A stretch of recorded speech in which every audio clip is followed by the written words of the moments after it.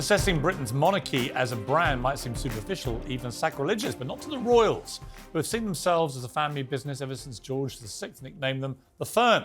The British monarchy has long been a global juggernaut as a brand, and the late Queen was its brand ambassador, and an amazing one at that. But will the monarchy under King Charles continue to stoke global intrigue?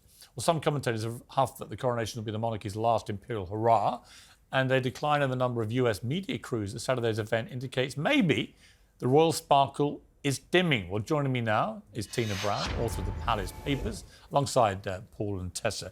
Tina, great to talk to you. I can't think of anyone better to put all this into... I'm very happy to hear you, trashing the Vikings, I mean... Well, you know what? I just think it's time they got cancelled, Absolutely. I must say. Don't even get me started on the Romans. But once you go back in history looking for people who've invaded places and demanding you want money for it, we're all going to get quids in and the entire world goes bust. Anyway, that's not why I've got you on.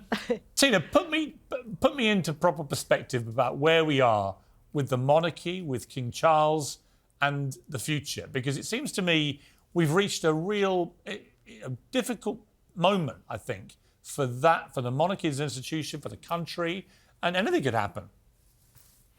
Well, it is a very sort of pivotal moment that Charles has taken over. I actually think it's probably a good thing it was him, not William, because in a sense, he's going to be this kind of sorbet course between the two reigns, right?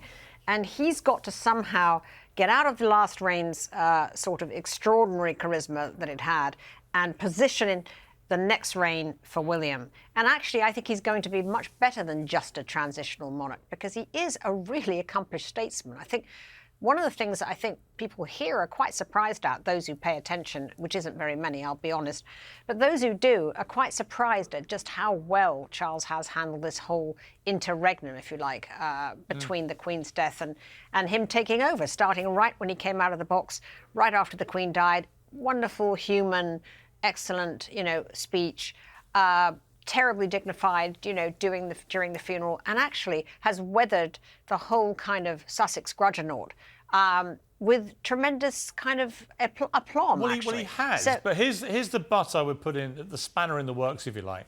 There's no doubt that it's worked, I think, in this country. The latest poll shows still a significant majority in favour of a monarchy, many echoing the points you've just made about how Charles has handled it so far, and I totally concur with that.